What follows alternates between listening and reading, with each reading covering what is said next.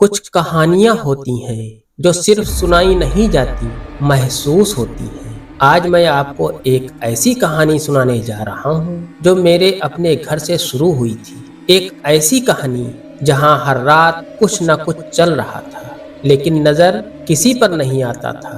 पिछले साल हम लोगों ने शहर के एक पुराने इलाके में एक नया घर लिया। मकान बड़ा था और कुछ सस्ता भी था, बस थोड़ा सा पुराना घर था।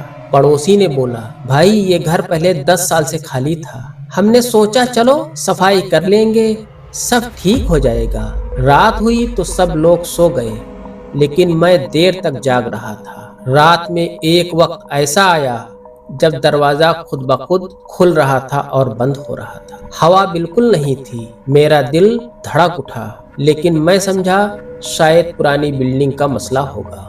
रात के 2 बजे नीचे से पैरों की आवाज आई, जैसे कोई धीरे धीरे सीढ़ियां चढ़ रहा हो। मैंने सोचा कोई चोर न हो और मैं उठा और नीचे गया, लेकिन कोई नहीं था।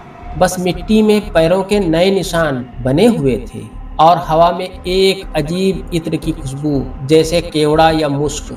मैं समझ गया कुछ तो है इस घर में, पहले से रहता है। अगले दिन मैंने एक इमाम साहब को बुलाया।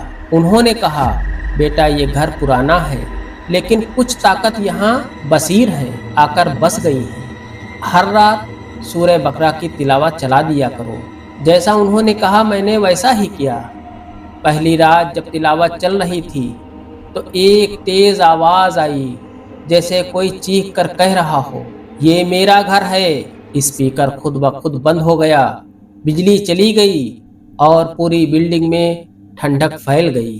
अगली रात मैंने वजू किया और सूरह अल बकरा और आयतल कुर्सी पढ़कर सो गया। रात के 3 बजे नींद खुल गई।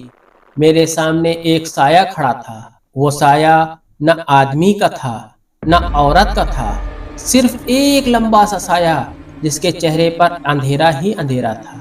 उसने हल्की सी आवाज में कहा, हम यहाँ पहले से हैं, तुम लोग आए लेकिन इज्जत से रहना। मेरे होठ से बस इतना निकला, अगर तुम जिन हो तो अल्लाह का नाम लो। मैंने जब बिस्मिल्लाह कहा तो वो साया धुंध बनकर गायब हो गया।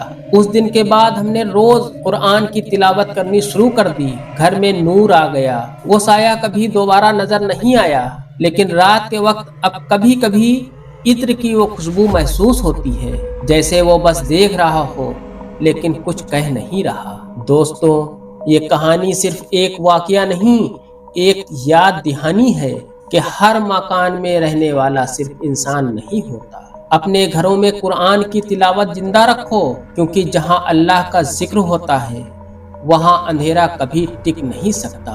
आप लोग सवाब की नियत से इस वीडियो को शेयर करें, लाइक करें और चैनल को सब्सक्राइब करें।